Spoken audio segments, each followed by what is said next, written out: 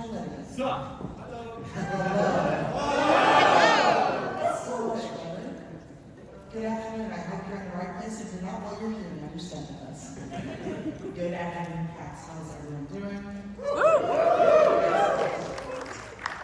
name is Camilla Panda. I'm the moderator of today's panel. We're going to go and introduce ourselves, but first, a couple of things. One, what this panel is about, so if you read the description, and hopefully you did, and you were in the right place, please stay and hang out. We're going to be factual. Please keep in mind that when we have this discussion, we're not trying to dissuade anyone from starting streaming. We just want you to kind of go in forearmed and forewarned. This is not the get rich quick scheme a lot of people seem to think it is, but also that we should go to stream for fun first and foremost. Thank you to Lady Luck for the picture of Susie. We have a joke about her dog judging all of us, so this has now become when you have a question, you come to the mic. Just don't yell out from the audience. If you want to be on the panel, you had your chance, and you're not on the panel. Look, I have no qualms about anything anymore. I'm a free agent. I'm going to do what I want. The Q&A is for a question. Have one. If you don't have one, I will tell you to go find one. Everyone laughs and I think I'm joking, but we feel Q&A. And then make sure it's relevant. I'm sure a lot of people want to ask questions and may not have anything to do with it, or in your mind it's really tangential and attached, but really it's not. So if you have a non-relevant question, wait until after the panel when we're out in the hall, because we will have limited time for Q&A. I want to get through everyone if possible, so please do that. And again, just imagine this dog staring at you and giving you this side eye if you do not have a question, but it will actually be me, and I'm not as nice as a dog. All right, our panelists, I'm going to start from the end so it comes back at me. So, who are you? What kind of streaming do you do? And then also, whatever you feel comfortable disclosing, how much do you put into streaming versus what you've gotten out of streaming monetarily? Hi everyone, I'm Camilla Panda, and I'm a variety streamer. Yes, that is my dog. She judges me all the time. She will not judge all of you. But I'm a variety streamer, so I do video games, crochet, sewing, sometimes like planning and journaling, a wide variety of things. I don't know that I have the hard numbers, but I definitely have spent more in structuring my setup, especially as I've evolved to adding more things like sewing to my stream setup than I make off of it. Alright. I'm Wordfangirl. My pronouns are she, they. I'm a variety streamer as well, except I play more horror games, cozy games. The general joke is if I can slash, sneak, or solve something, I will do it. In terms, I would be very upset to think about how much I put into streaming. I mean, maybe like 1,000 back, but easily at least 2 spent. So, hi, I'm Ellie Kirkner, also known as Kirknervous. I am a PAX streamer that does niche bookbinding streaming, and I talk about archival bookbinding. So, because I started in education, and I had a lot of camera stuff from the pandemic, I feel like I haven't really made anything or spent it, because for the most part, bookbinding is paper. So, I would say maybe a couple hundred, but I definitely haven't made anything back. So. Hi, I'm Christian, aka PaintingPirate, he and pronouns, also a variety streamer. I tend to split between miniature painting streams, gaming with a focus on narrative elements, and my community participation in E-Fed or influencer wrestling. As far as I don't want to think about the number I've put in because my therapist tells me to stop thinking about things that will hurt myself. I will tell you, because I just had to do this for taxes, my Twitch payout last year, the year, was $1,900, which is, considering I use a DSLR camera that was purchased for streaming, that's maybe a quarter of that if you're doing a low-end one. So yeah, it's the ratio, it's not great. My name's Nikki. I go by Camilla Panda. My pronouns are she, her. I'm also a variety streamer. I just play lots of different games. My community does joke though that I play a variety of No Man's Sky. I swear I do play more than just a variety of No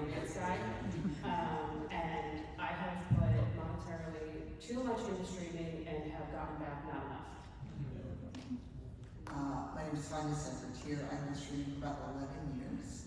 This is my 11th year of streaming. I don't know why I keep doing it. She, they pronouns, and I too will write a catch. I think I'm the only partner streaming on the panel. I'm sorry. Over 11 years between computer upgrades and games and everything else, it's been a few $1,000s, and I've not gotten that back. I'm just going to say that. I've not gotten that much money back over the course of nearly 11 years. And that's not including like sponsored things or game cards. So we're just going to go and hurt everyone's feelings to start. Whoever wants to jump in first, I'm not reading this at you. This is not a work boardroom. I am not reading a PowerPoint to you. But of the bullet points on here, what are the kind of reality checks that you wish you'd been given? Because we've all been streaming various amounts of time. I don't, for me, it's not necessarily a reality check about the cost, it's where that cost should have been initially invested. Because you don't really think a lot about, you think of because the stream is overall, and when you think of streaming, you think video, and that's wrong. The thing that you need to put the most attention to for any form of streaming is your audio. And I wish that I had known that from the offset, because that's where I would have invested a lot more time. Because half the community goes, they're watching you on mobile anyway. They ain't watching you in 4K, it doesn't matter. Like, your lighting is important, but audio above all else. So many people will have your stream up in the background, they're listening to you as you're out doing other things. That is where you're going to get the most bang for your buck on that. And I wish I had thought about it before I started really focusing on it. Yeah, and I think the other thing too is from that angle, like, having the type of gear as you're looking that's relevant for what you're doing. I spent a number of years podcasting before I was doing streaming, and while there is some overlap where I had some audio equipment and things that were helpful to start, so it didn't have quite as much of an upfront cost. The gear that I used for podcasting at the time was not necessarily the best gear for streaming. And the way that, when you're holding a mic directly, holding it, and you can make sure that you don't need to worry about whether it's omnidirectional, what have you. It's very straightforward. And then when you're streaming, it's like, well, what textures are you doing? Are you moving around? When I'm sewing, I don't want to be wearing a headset, and I also don't find that a stationary mic is super helpful. Headset's heavy and it's annoying. Stationary mic is not super great, so it was like, okay, what I really need is a wireless mic. And that is a different type of equipment that I eventually looked up to, but at the start I wasn't exceedingly knowledgeable of. I was like, I can just start with this, which is fine. Just start with what you got. You don't gotta go out and like spin the earth to begin, but I think having an idea of where you want to go or what type of content you want to do is really going to inform what you want to start with. I'm gonna piggyback off of that and also say, understand your budget when trying to make upgrades. Just because someone says you need to go XLR does not mean you need to go XLR. Also, Rick, go XLR. I think for me, the big thing was, what are your goals in terms of what's realistic and what does it mean? Like the amount of people who are like, I want the partner checker. For what? What does it mean? What does it, like, it doesn't actually change that much. And like, if you look at somebody and you're like, oh my God, you have 300 subs, right? If you do the math on that, they're getting half most likely. So like, you're actually, you couldn't pay them money for those deals. So what are your goals? Do you want to do it as a full-time job? That's a whole different way of looking at it than looking at it as this is something I'm going to do for joy, for a hobby, for fundraising, whatever. And to kind of piggyback off of that, there's definitely a range within that investment. That can be, the on-ramp can be a lot smaller than you expect if you want it to be. I generally stream once a week and I keep that time fairly consistent, and that content is fairly consistent. But for me, I knew it was something where I wanted to create time for me to dedicate towards a hobby, to learn things, and mess up on the internet for people to enjoy. And you don't need to stream every single day, you don't need to stream multiple days a week. It's really dependent on what can you do consistently and what's really giving you value. For me, it's understanding that you I said this literally the other day, that your stream is not a democracy. That you are the one controlling everything. And yes, you have mods, you have community, but at the end of the day, you are the person who has to push the levers, play the games, do the crafting, and understand that at a certain point, you also have to build community, and by building community means moderating your community. Because so many people don't moderate, they let things kind of run wild in chat, or they don't grow, and then they wonder why. And then when you go back and look at their VODs, or see how they manage things, it's like, your chat is like entering a jungle with no hatchet.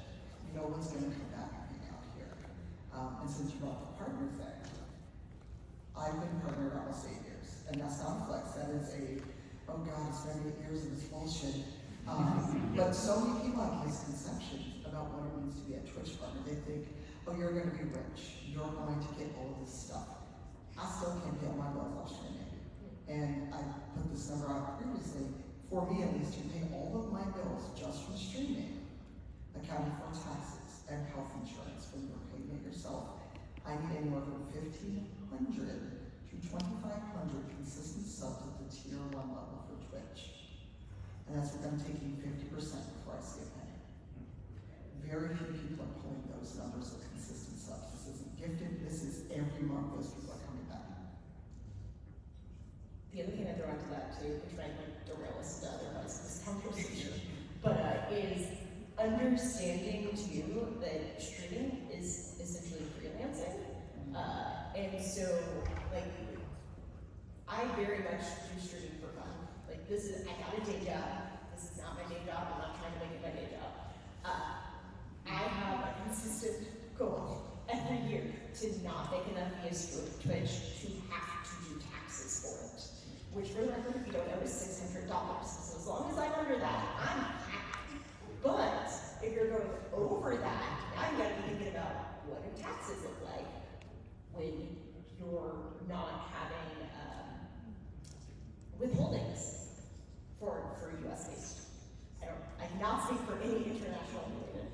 But like those are things too, where it's like we've done panels before where it's like, all right, do you want to do this for fun or do you want this to be a job?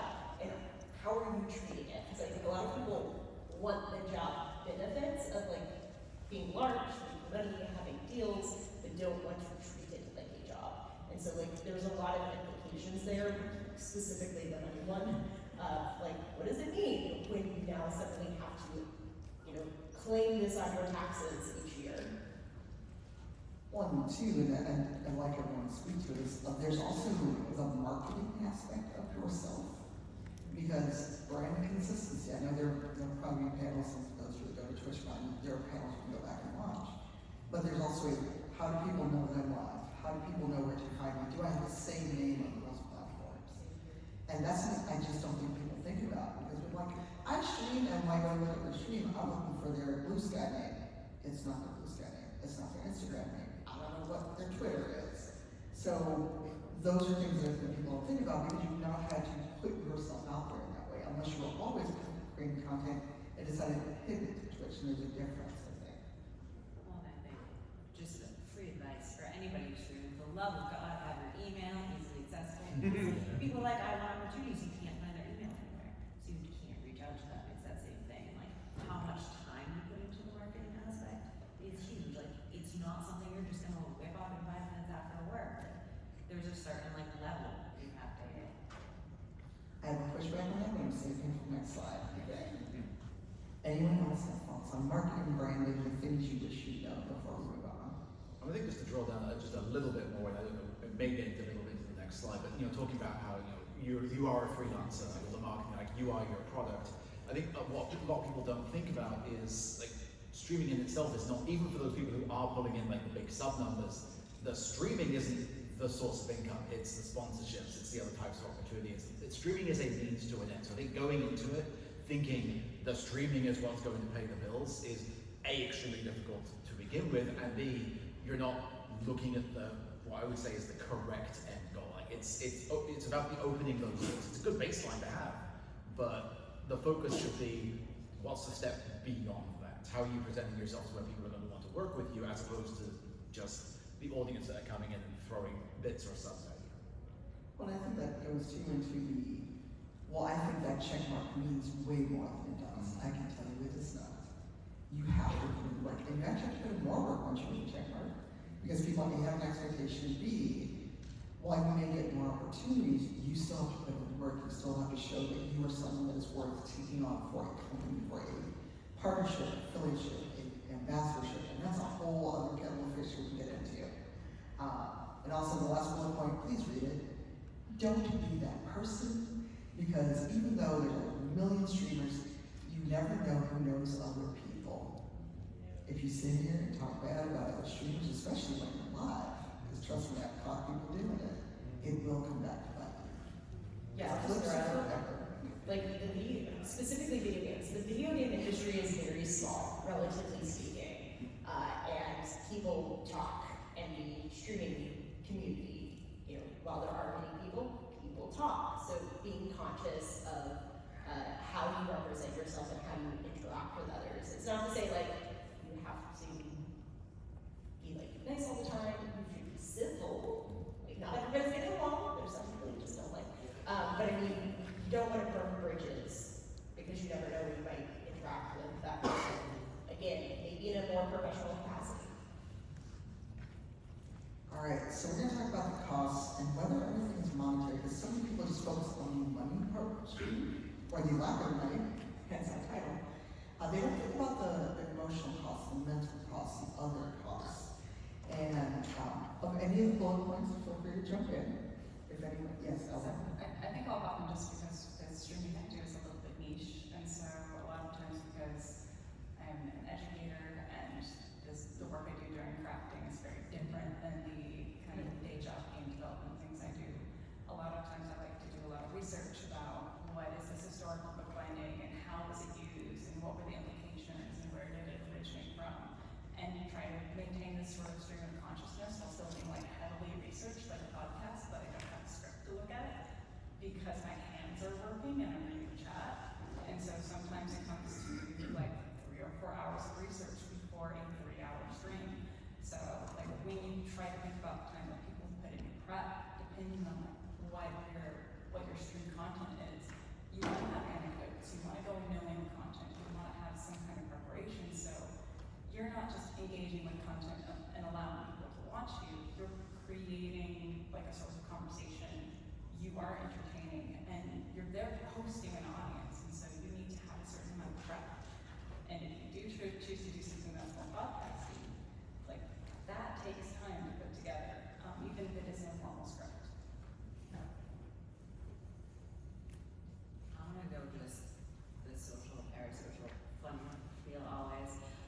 There's a running joke, pretty much everybody knows me knows it. I don't like people, and people will joke at me like, you do something. I get very easily drained by the interaction stuff. So to put that in, I have to have a certain energy level to be able to even go live. Then the amount that I have for how long I can go live, for people to know I'm live and all of that, and then the time I need to compress from it. So there's really that aspect of the energy, especially like for like when we have full-time jobs, right? Like I am coming home from work, I am a parent, like there is a certain amount of energy I'm already at a division for. So that's a big cost. I also think the additional stress that comes with it's technology, things are gonna go wrong. It's not a stream if there's at least one problem, whether that's an audio issue, a video issue, whether it's like what you're doing when I'm streaming sewing or something, like I'm gonna break a needle, something's not gonna work correctly, I'm gonna knock my glass of water over directly onto electronics, like, and each of those, this happened on the recent stream, it's very unfortunate, each of those is like an additional hit, so it's not even just the, what do you need to do to prep, what do you need to go live, what do you need to do to kind of do your like post-stream recovery, it's the preparation and the mental, I hate to say mental fortitude, but sometimes mental fortitude to deal with everything that can happen. And then like the social parasocial is like reacting, not just like maintaining the interaction, or, what are some topics of conversation, but like dealing with people who come in and are not staying on topic, but causing problems that have you. Each of those is an additional layer of cost to on the social cost aspect to it, like one that people don't ever really think about or discuss. It's the same thing that happened when the pandemic first hit and so many of us shifted to doing remote work. Like when I first started streaming, I was streaming from a studio apartment. And same with the constant Zoom meetings for work and then streaming for this other side content. You're inviting so many people into your personal space. And so it stops being your personal space. Like you just mentioned, you know, the stream decompression, like the after that. That is very, very difficult to do, especially if you had a stream that did go poorly, like you had tech issues. Like you've been doing that from your bedroom or this big area in wherever you live. You don't have a place to go to get away from that. That's still right there dwelling on your mind. I think that's an aspect to this cost, this mental drain that leads to that burnout so quickly. I think it's very important to remember that. Have your strategy for when you're done with the stream. What are you going to do next? How are you going to get away from that? And it is important to, as possible, take that physical removal. And that's very difficult to do, especially because so many of us live in tiny places. There's not a lot of places to go, so we physically can't leave that easily. So it's, I mean, what the solution to that is going to be entirely different for everybody else, but it's a cost to be aware of and have a strategy for dealing with it. I'd basically say the same thing that everyone else is already saying. Copy paste, we're good. All right. I wanted to push back on what you said, Wordfangirl, about having a way to contact people accessible. That is not the case when you are someone who is marginalized. Putting an email out there opens myself to harassment. It opens myself to losing opportunities because do I choose my safety? Do I choose opportunity? And you know, people can still try to find you, they can try to DM you, what have you. And I'm the weird edge case because I'm the person who's been probably stalked and harassed the most in terms of streaming. And I'm not trying to brag, I hate it. But you have to think about that of if you are feminine presenting, if you are a person of color, if you are out and queer, if you're a neurodivergent, any of the things that are not Chris. We're friends. I get to do this. Please don't try to do this to him. I will come find you. I'm a cis beardy white man with an English accent. My life is so hard. That's really stacked against me. So are you also an author and didn't know about it? Sorry, I'm being spicy. You know, those are things where you have to weigh those costs, and that is a cost of, am I missing out on opportunities because I cannot safely put a way to contact me? And this is weird, and I didn't plan this, but if you actually want a kind of interesting / insider look, there's a book out called Stream Big by Nathan Grayson, where he interviews several streamers. Many are massively popular or known, but they're his honest interviews of the cost of the mental and emotional and social costs that many people don't think about because to everyone else, they are an object to be consumed. They're not a real life person. So go get it. Make sure Nathan and Swanee off this book. And Chris, you and I talked offline about profit and what people think it means.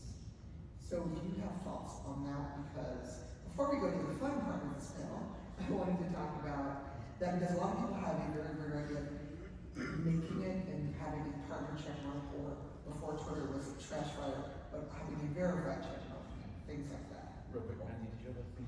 Oh, I was the thought about like safety and also your space was one of those like things you didn't think about before when you started streaming was what are the boundaries you've set for yourself, and then like considering what's in the background of your stream setup, like are there easily identifiable things? Like those are all stuff that you probably don't think about at the start, and like, oh yeah, that's probably something good to like be conscious of.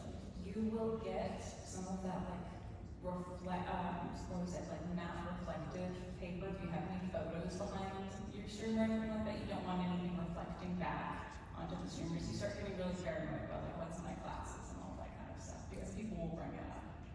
And if you use a camera, blur your background. I'm sorry, what was your actual question, Tom? That's okay. You know, we talk about what profit and success actually means, because that's one of the things I think people don't think about because they start streaming, they've got like 2 viewers, and that's not crack anybody 2 viewers, we all started somewhere. they think, I'm gonna go get a partner. It's like you do a stream twice in your life, two people watching. And they're just, like, they're so focused on what they think like a partner, what have you means, they're not thinking about the road to get there.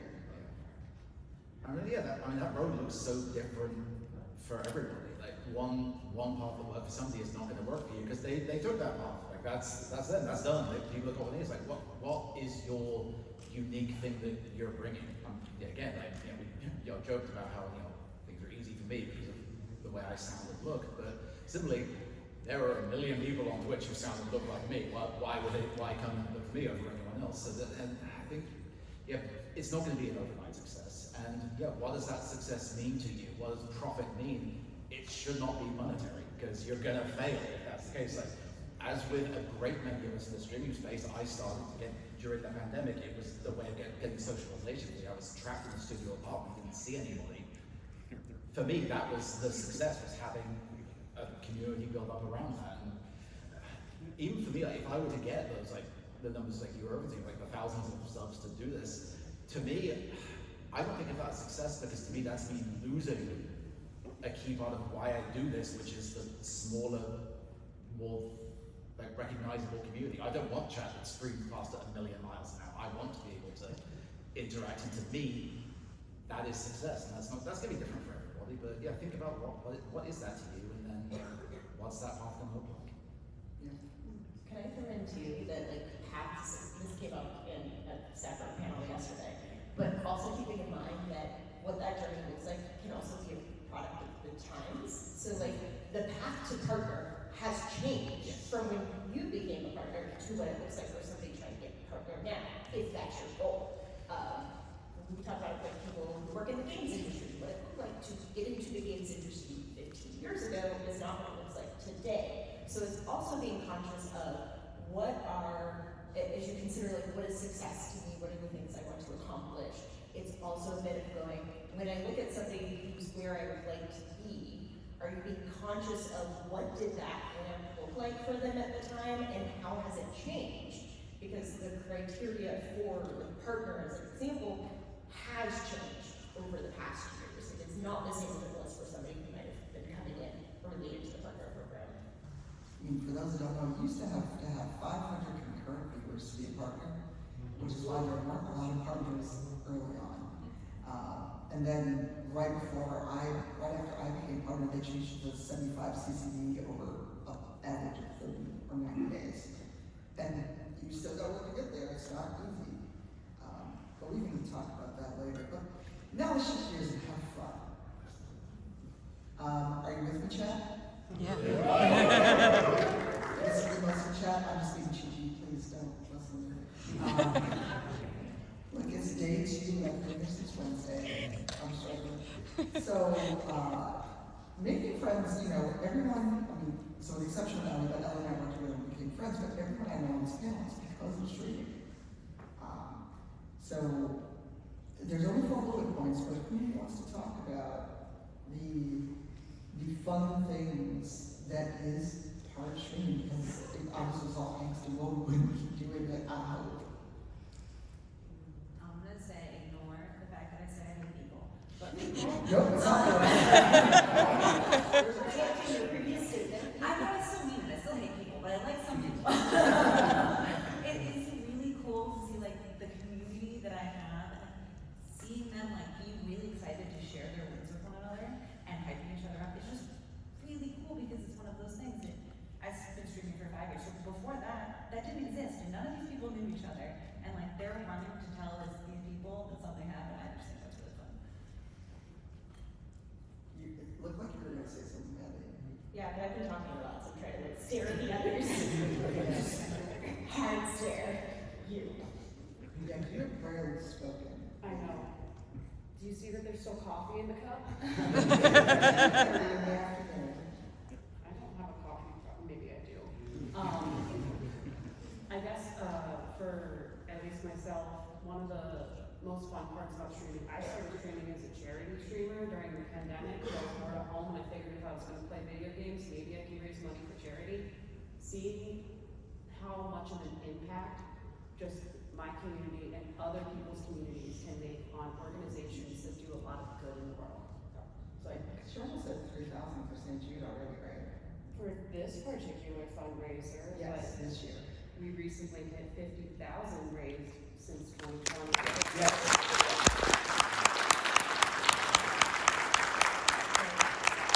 But now there's my corner of the internet that does so much good, and then knowing there's other corners of the internet that also does good is just one of those, like, I wouldn't have known that if I hadn't started streaming. And I wouldn't have met these people that do such incredible things had I not started streaming as well. I mean, yeah, touching on the learning new skills in the community, like, now that I've been streaming for a bit, like, I talked about the audio at the very start, like, I've become an audio engineer, I've become a lighting engineer, like, so many of these skills I didn't have, and you meet so many people who are also streaming, we all kind of bounce these ideas off and lift each other up, like, when I talked about, I streamed using a DSLR, because that works great for the mini painting. One of my experiences with streaming with friends that will always be in my brain is my friend Stephen Joyce, fabulous variety streamer who also does a lot of charity work. He had the same camera I was looking at investing in, so I was asked him, like, hey, what's your opinion on this? So he filmed for me this little video of himself as I'm painting pirate, he turned himself into the brushstroke buccaneer. It's like a hero quest minis he's had, and demonstrated how the focus on the camera was working for him. This is just a little private video that he uploaded to YouTube and sent to me. It's like, and that's like, it was so sweet of him.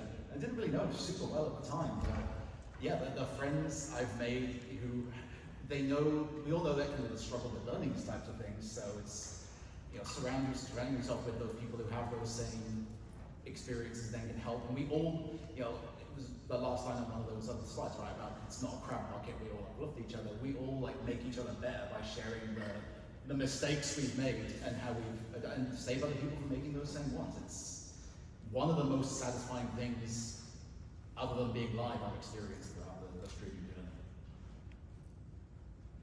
I'll also throw out, like, kind of as a dovetail to that is, besides growing a community, can also help you find community. So, like, I started sewing after I started streaming. And so it became something that, like, once I kind of had it set up where I could sew on stream, that, like, I could take everybody on that journey with me as I was learning a new skill, like, independent of what you might have trying to stream. And then also having people come in and be able to help me learn, like, have a recommendation or an answer from, an issue of something I hadn't had to do before. Or, like, I sewed my first quilt on stream as kind of a charity effort. And, like, that was an adventure for all of us. But I think it's like, it can go both ways, and not just like what you are personally able to accomplish on your channel and with your community, but the ways in which that kind of introduces you to others and to be able to find some of that community too. I found that it also worked really well because like if you made your first book, I found my first book on stream, and like there have been times I've like sliced open my hand or stabbed myself with needles, and it's just like part of the like, hey, we're gonna like keep going, here's a band-aid, like, sometimes we mess up and that's okay. Now and then there's just sort of a, lamer goth or Bob Ross kind of vibe to it, and that's intentional. But there's that accountability where sometimes you don't feel necessarily like streaming, and you don't have that bandwidth, but like knowing that you've got a place where if I do have the spoons and I have the time and I have the paper, and if I have places on my hands that don't have paper cuts, then there's a group of people that want to like craft and vibe with me on Monday night. And so for me, it was that accountability system where, like, neurodivergent, you grab a hobby and you hold on to it for 3 weeks and you pick up another one because collecting is fun. You've got to catch them all. So What's the hobbies without picking up more hobbies? right. So the great thing about streaming and creating like that consistency is, I call like our little gaggle, like, my accountability buddies. They're people that I can count on to be there and be present. So I feel like, well, I'm committed to this thing. I'm gonna do it even when I mess up. And I think also messing up publicly is really hard. If you're like Gen X or millennial, like we were taught, don't mess up anywhere people will see you. Like that's gonna be on the internet. It's gonna be there forever. And I think it's okay to normalize that. They're not mistakes, they're content. For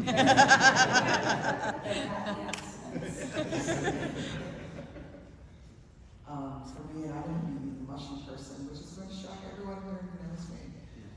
For me, it's the non-monetary profit is literally the friends I made along the way. Because I'm an only child, like Chris, I live by myself, and with the pandemic, I was there by myself, like most of us were, wherever we live, and it was like, oh, I already streamed, but there was another layer added to it.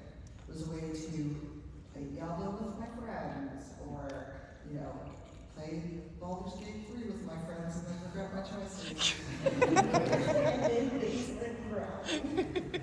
I left it for 5 minutes and they started to fight me again. That's at 17 in this room. And I'm trying to have like this super emotional and tweet about it, but as someone who didn't always have a lot of friends, it was something that meant a lot to me. Also, I learned about streaming. I learned about movie making because I never thought about movie making on streaming before that. I got to know my friend and colleagues better because we talked about streaming and ways to do crafting stuff. I had excuses, and now I was used to like hang out with Wordfangirl way more often. And sometimes the kids not tired of me. And that, I think that's one thing people think about is there is an emotional component to it. The bad side of that coin is the parasocial, but the brighter side of that coin is getting to make friends, assuming you're in it to make friends. If you're in it for follow, please go and yeet yourself off the internet.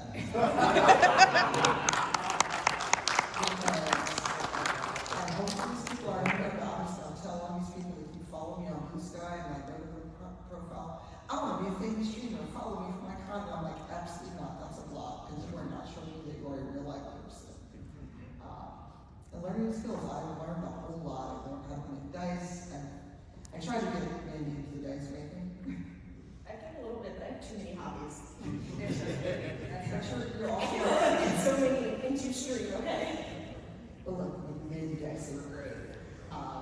But yeah, that for me, that's the fun part of it. I don't always have fun gaming because I'm not always good at games. But then, like you said, it's content. If I fail, it's content. So we're gonna start into some advice. And yes, that's why you vote. I make this face awful. Ignore the last bullet point. I failed to copy paste properly. But quickly, and then I'm gonna invite people up to the mic. Remember, have a question. I will tell you to go find one if you don't have one. Make it relevant, make it short, make it a question. If you start telling me how long you were streaming and your whole skill, I'm going to tell you to sit down. So, while we are talking about the advice question, if you have questions, or if you just want to wait till we're done, please go to the mics. There's a mic in the middle and a microphone, right? So, advice. What advice do you have, Mandy? I feel like the slides says it all. But no, I think it's also to, in addition to being realistic about both the cost and what it will take to grow to a level where it's potentially driving into sort of income for you, is to also sort of be willing to evolve. So like, your goals might change, your content. Like when I started, most recently when I started, my account is very old. It is just 15 days old. Does not mean that I've been streaming that full time. I was just playing games, and so it was like over time I was adding things to it, which meant I had to change what I thought of my stream over that. So I think like it's really important too to go like what you think you want to start or what you think you're going to do might not be the reality of where you end up over your journey of streaming. This is like an attack on myself, but we'll do it. Just all on yourself. Don't try to be perfect. No, but like genuinely, if you said to any of my community that I would describe myself as a horror streamer, they would laugh hysterically at you because I'm terrified every time I play a horror game, right? It's the community, the things you do change, is like Mindy said, but also you don't have to be graded, and I'm very bad at every single game I play. They have a lot of fun watching me run around in the dark as a young, like I don't know where we're going. But like you need to have those expectations, right? Like you don't have to have it perfect. It's going to change. It's going to move. Your community is going to change. and that's okay. It's okay if people leave. Everyone is not for you. You don't want everybody to be for you. I think something a lot of people say when they see the stream that I do is, I didn't know you could stream like that, which is very, there might not be a example of the kind of streaming you want to do, and that's okay. That's because you haven't turned your camera on yet. So if you want to do something that's more chill or high energy in a way that you haven't seen before, or if you want to, pick something that's really niche, that's great. If you've got a super deep niche, everyone's going to go there if that's their niche, because there won't be that competition. So if you want to do things in a way that you think is, valuable to you and a good use of your time, even if there's not a good example, and you'll have to figure that out along the way, there's less of a paved road, but it's still a lot of fun.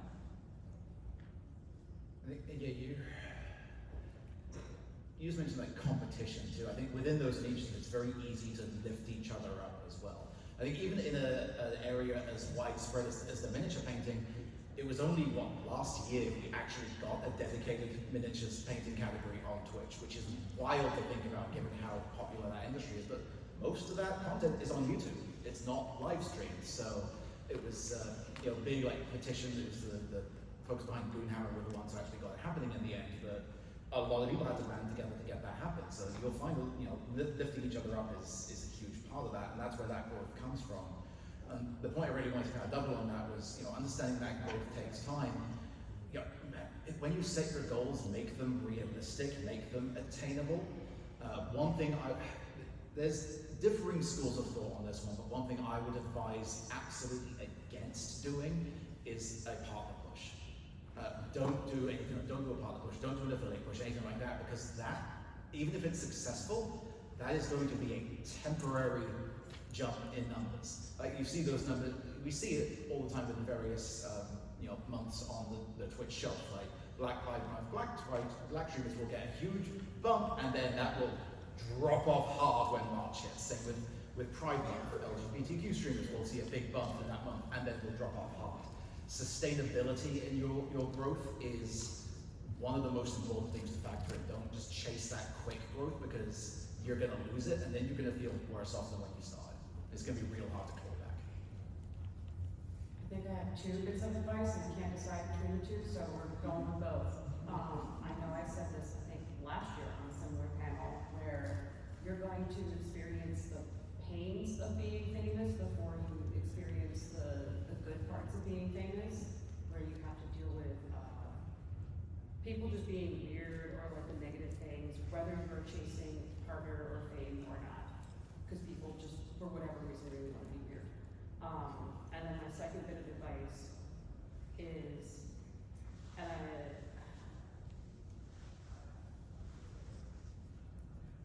in the great words of SDA from Claire Stair, some days you're going to feel wee, and other days you're going to feel woo.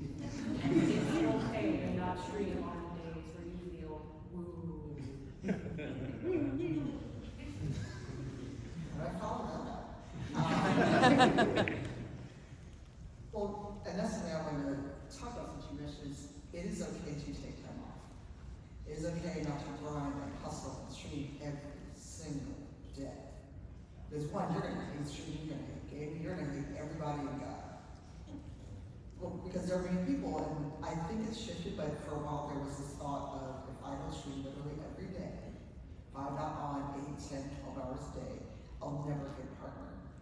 As a partner, let me tell you, like Chris mentioned, that first stream when you get the check mark, it's dope, everyone's like, oh my God, congratulations, here's bits, here's subs. That 31st day, you're gonna cry. Or when you get, after you get that first payout after that stream, oh, it's dope, being a partner's great. And then reality comes crashing down, and all those gift subs are going away. Look, it's true. The other part of it is, since you mentioned like Black Pride Shelf and Black History Shelf and things like that, who was streaming on Twitch in June 2020? Wow, no one, okay then, so a little history lesson. So unfortunately that was a year that a lot of Black people were being murdered by the police, and George Floyd was murdered. And for that month, people remember Black streamers existed. And it was, while a monetary boost, it was an emotional minefield. Because everyone says, come on my podcast, talk about this. I'm like, it's June, not February, you're a little late. But I will tell this, and I'm gonna tell it myself. That month, and the best month ever on Twitch, and this is even after being a partner, being on a page, everything else. I'm now at a point because guilt's subs. I now need 2,600 sub points to get another emote. That means 2,600 subscribers.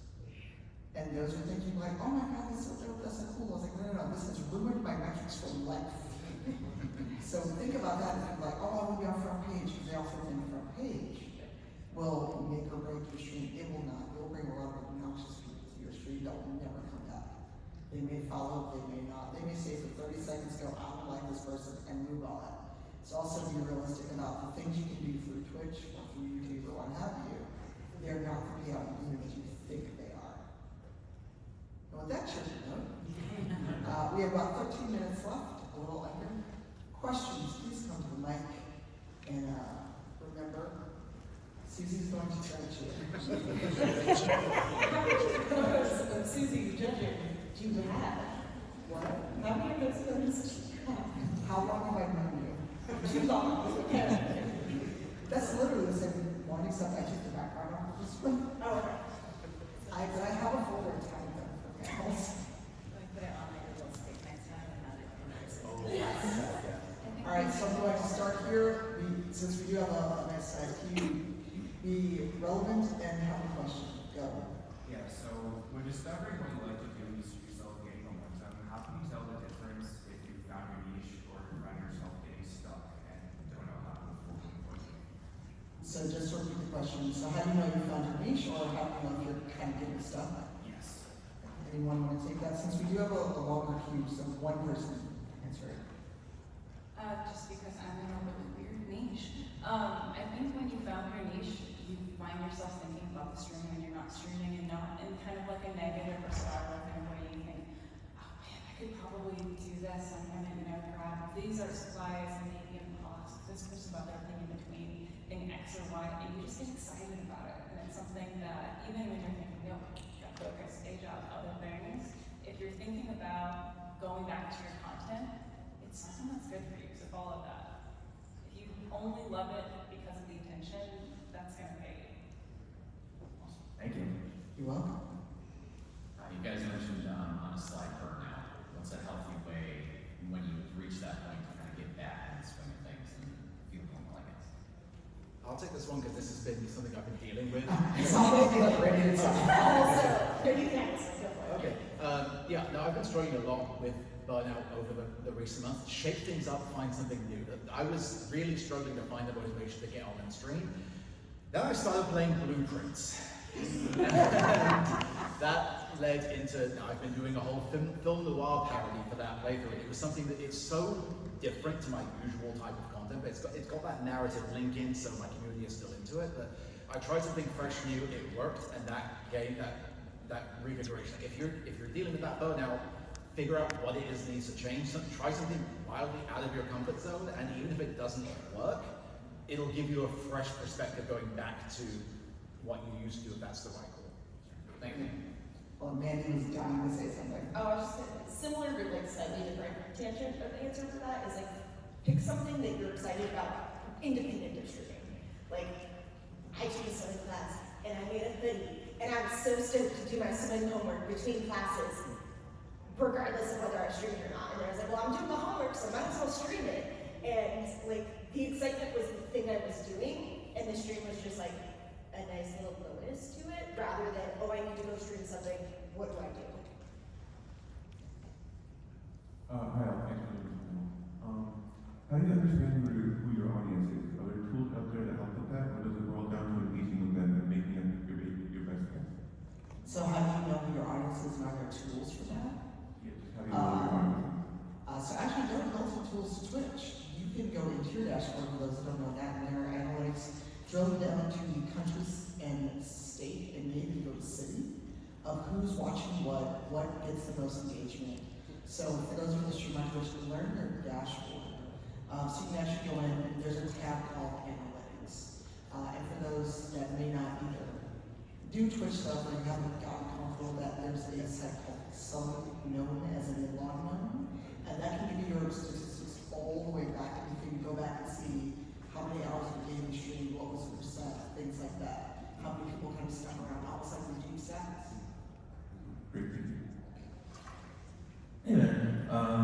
My general question is, I've been streaming for like 7 to 8 years, and how do you hold yourself back down to earth when it feels like everyone's like kind of like eavesdropping you in the race, so to speak?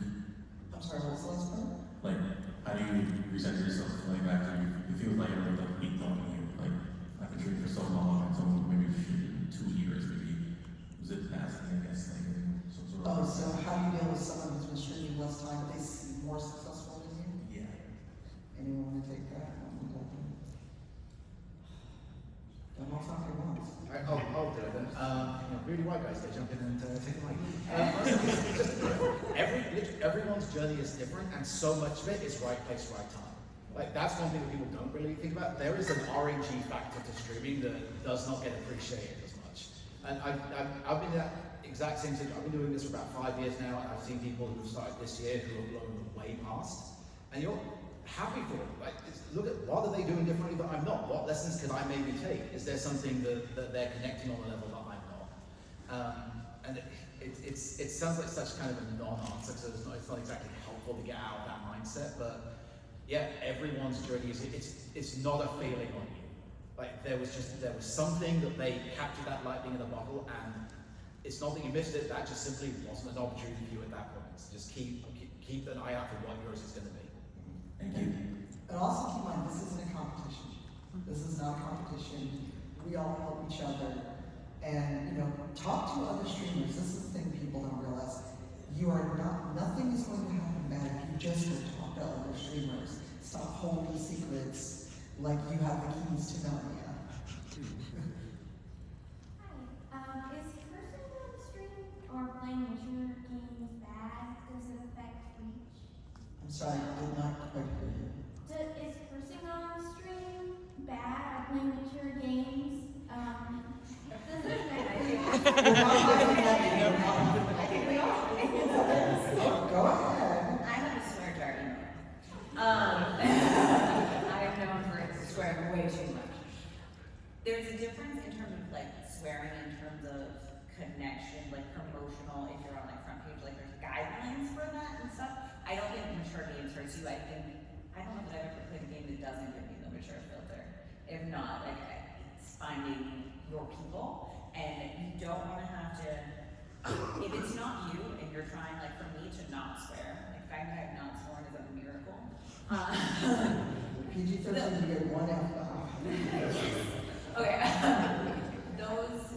if I made that content and then actually got comfortable and was being myself, I would lose those people. So stay authentic to yourself. And also, I put in 900 hours of Baldur's Gate on stream. I think we're okay. Because we get one, is cursing on stream bad? Fuck no.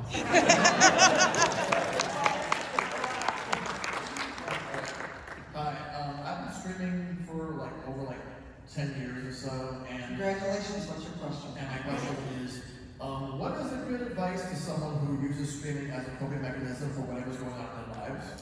Go to a therapist. And I'm not being funny, literally. Also, take this as here, and they have the AFK room, and they have a hope booth when you are needing to go toward the Westin. But if someone is dealing with coping, and I'm sure someone else probably has a better answer, but my answer is, especially in the last year, please go find a therapist. Alright, thank you. Yes. Hold on. I was gonna say, yes, that, and then also just like, I do hobbies because it's a creative outlet, kind of thing. Like there's ways that things in your life can be beneficial to you as long as the way in which you do it isn't harmful to others around you. So if it's like going on to stream and trauma dumping to whoever's in chat, like don't do that. But if it's, hey, streaming gives me these things that is beneficial to me, then like I don't think there's a problem with that. You're not doing harm to others, but also yes. I think an important question to ask yourself with that though is it helping, or do you think it should be helping? And I'm using it to avoid everything. Have a real, ask those real hard questions. And like, if it's working, great, cool, keep doing it. Alright, great. Thank you. Thank you. Hey there, are there any software recommendations in addition to the obvious ones like OBS, like plugins, software to show channel screen, audio software? So that's really not the focus of this panel, but if you find us outside, we can talk tech. Awesome. And That's great. also, friend of ours, DC Lasser, L-A-S-A-I-R, does Tech Fridays and talks about those very things. As someone who wants to begin streaming as sort of like a side casual thing, is there like a minimum amount of hours you think someone should be streaming? Like, could I just stream for like an hour or two if I don't feel like streaming for more, or do I have to go like 3 or 4 hours? However long you want to do it. I think it's, we talked about it, was mentioned that earlier, like, if your goal is growth, what you need is consistency. So it's whatever schedule works for you that you feel you can maintain. But then also, like, I knocked over my water onto my electronics. Guess what? Stream was short that day. I was like, I'm sorry, y'all. I gotta sort this out in stream, get things done, clean up. So I think it's there's always gonna be like, oh, this is the best, but it's a system. There's like algorithms involved. Like, there's no perfect answer. It's whatever you feel you can comfortably do. And sometimes you'll go long, and sometimes you'll go short. Like, start with something and, you know, say, hey, I'm gonna stream once a week for 1 hour and see how you feel. And then you can tweak it as it works for you. Yeah, I think many of us up there, like, we average 2-hour streams. Like, that's Yeah, not yeah. bad. Mostly because I know I'm gonna like spend 20 minutes monologuing to start with, and then I'm like, wait, I haven't actually gotten into the thing I said I was gonna do on stream. And then you spend like 20 minutes in monologuing, so I need the 2 hours to actually get to the content I planned. Yeah, just see what fits your schedule, and also, there's no shame if you try streaming and hate it, that is A-okay. That is not shameful at all. Thank you. You're welcome. All right, we might get to the queue, let's go. Yeah, I was curious if any of you guys had like an event or a moment where you kind of realized, okay, I'm not gonna make a career out of this, or, you know, I'm not gonna like grow exponentially, and if you're comfortable sharing anything. So there, what, did we have that light bulb moment over there? Yeah. Is it not going to be a career? Yeah, or the opposite. Every time I go live. I can't answer this one, that's never my goal. Every time she's like, you get a payout, and I was like, oh, Yeah. I hit the threshold. It was a 50. I mean, I never tried to make a career of it because up until recently I had a day job while streaming. But for me, I did have one moment where I did a very successful charity stream. Within 10 hours, we raised $143,000. And so, that was something I did that do this more often, and I was like, I am exhausted, I'm going to bed, it's been 10 hours, so thank you. As somebody who was modding for that stream, it was exhausting. Yes. There are also negatives to that, because that's the stream where I showed up when we met, and you've been stuck with me since. Not a negative. Wait until I'm on the screen. Yes, our last question, thank you. Hi there. So y'all started out talking about like how much you put into streaming versus what you're getting out of it. And I was curious, how much focus, if any, do you guys put on converting your streaming content to long form YouTube or short form content? And do you So much effort. You should probably go first on this one. I was gonna say, this feels like up your alley. Oh, okay. Can you repeat the question? Yeah. Oh, actually. That's right. Okay, so there's 2 parts to this answer. I'll let Kyra do the second part, but the first part is taking advantage or encouraging your community to take advantage of tools on things like Twitch and clipping. Most of the people here who know me before this panel know that clipping is something I do obsessively for other people's streams and terribly for my own.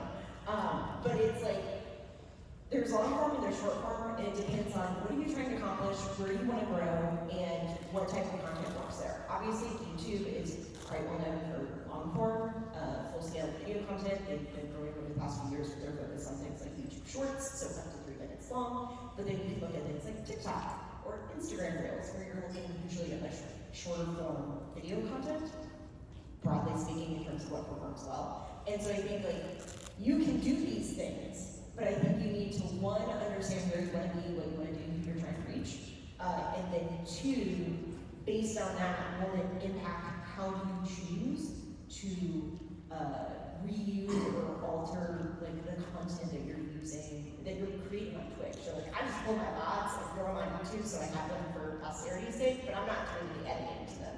Versus, you do a lot of like I do a lot of video, but it's more for stuff that I'm utilizing on stream. But we have a number of streamer friends, the ones bringing immediately in line is Space Alcos, who does a lot of Let's Plays on YouTube. Just exporting your Twitch VODs to YouTube is basically pointless. Nobody's going to sit there and watch that because the audience is totally different. Like the benefit of the live streams is the live engagement. But touching back to Tanya's earlier point regarding learning your dashboard, learning your analytics, you can see the timeline of a given stream and see which were the most popular things, like chat interaction during certain things. So maybe you can drill down to that, excuse me. Just because it's an English accent doesn't mean I can speak the English language. You can use that to hone on what were the key parts of the stream that people were most engaged in, and clip compilations do real well on YouTube, for example. There's plugins for OBS you can use to very easily shift things into a vertical format to export to TikTok. To which note, automate as much of the workflow as possible. They have, one thing I will throw out though, and this was, I did a whole deep dive on this, is Twitch adds more utility. Just keep in mind that not all of that utility that's built into the platform includes things like branding. So like you can export a clip from Twitch to TikTok to YouTube Shorts. It is going to have nothing on that clip like embedded into the video that has like your account name or anything on it. So there is value to doing that, but the flip side is if you want if something goes viral and it makes it in multiple places, you want to ideally have done some editing to provide that like recognition built into it. Yeah, that's why I say automate the workflow. Like have a template, whatever video editing software you use, have a template set up, macro as much as possible. So what you have to do is plug in the thing, and boom, all the formatting is done, just export it, you're good to go. The lower the barrier of entry you can make for yourself, the easier you're making, the more likely you're going to be able to do it. All right, we're out of time, but I'm going to throw this really quickly for the person who asked about tech. Our IVR will also do all the things we're talking about, finding your best moments, etc. We've gone a little over, I'm so sorry. However, we will, for those of us that can hang around, be out in the hall or in the Q hall, wherever they tell us to go. Please ask us questions about streaming, be nice. And I swear if anyone comes up and asks why I blocked them on